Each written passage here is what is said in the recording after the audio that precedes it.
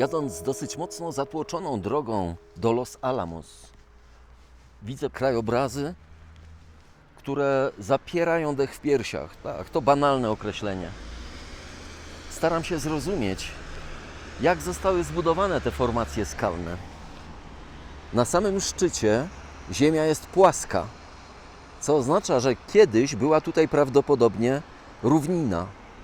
Woda płynąca korytem rzeki była tak silna, że wybrała wszystko to, co w tej chwili widzimy.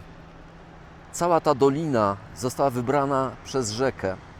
Tędy płynęła woda. Płaski szczyt to dowód na to, że kiedyś była tu równina. Nie mogę wyjść z podziwu dla zdolności, dla umiejętności Boga, który sporządził, zrobił to wszystko w taki sposób, że nie ma w tym ani jednego błędu, najmniejszego. Każdy detal jest taki, jak sobie tego Bóg zażyczył. I nawet jeżeli będzie 5 milionów lat do przodu, jeżeli minie 5 milionów lat, to każdy szczegół stworzony na samym początku będzie pasował do tego, co chciał Bóg. To jest po prostu niesamowite. Nie umiem sobie tego wytłumaczyć, jak można być tak precyzyjnym i bezbłędnym. Nie da się tego zrobić. Nie da się tego zrobić, ale to istnieje. Jadę do Los Alamos zobaczyć to miejsce, gdzie wybuchła pierwsza bomba atomowa.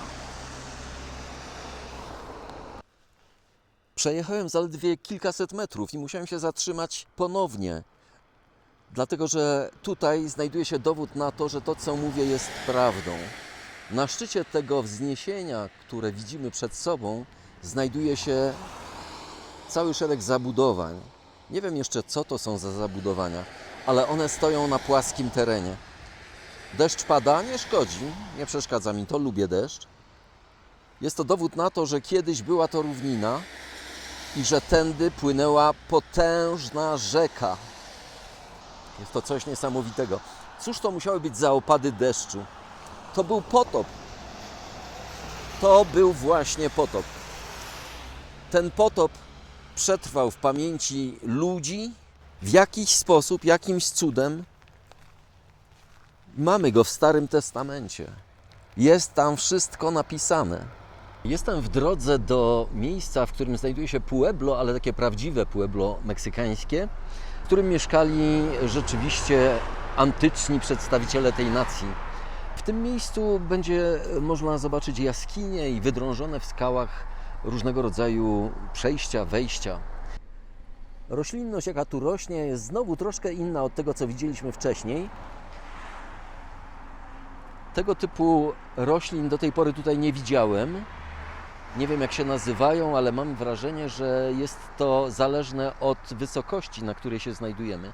Teraz jadę cały czas w dół, w związku z czym coraz to nowe rodzaje roślin pokazują się w tym miejscu.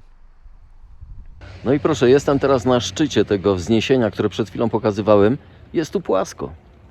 Tak jak myślałem, wszystko dookoła mnie jest płaskie. Tu była równina. Tutaj nie było gór strzelistych, skalistych, tak jak Tatry czy Apeniny. Tutaj było płasko, tu była płaska ziemia. Tak to wygląda, kiedy popatrzymy na otoczenie. Normalne budynki, nie ma jakichś stromych dróg. Nie wiem, co to za instytucja, czy ma jakiś związek z bombą atomową i z poszukiwaniem nowych źródeł energii. Ale gdyby było tak, że właśnie tutaj znajdują się laboratoria fizyczne Los Alamos, to byłoby to doskonałe usytuowanie tej instytucji. Jadę samochodem z powrotem na trasę do Los Alamos. Jestem już bardzo blisko. Nie jestem pewien, czy jadę w stronę miasta, czy w stronę muzeum, które dedykowane jest właśnie wybuchowi bomby atomowej i wszystkiemu temu, co związane z nowym źródłem energii, jakim jest rozszczepialna energia nuklearna. In 2.4 miles, at the roundabout, take the second exit onto Central Avenue. Jest to Muzeum Historii Los Alamos i po prostu nie ma nic wspólnego z nuklearną bombą. Jest to po prostu Muzeum Miasta.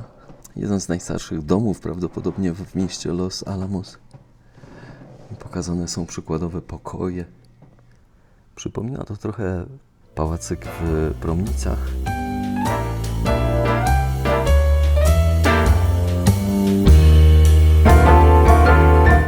Lustrzana sala.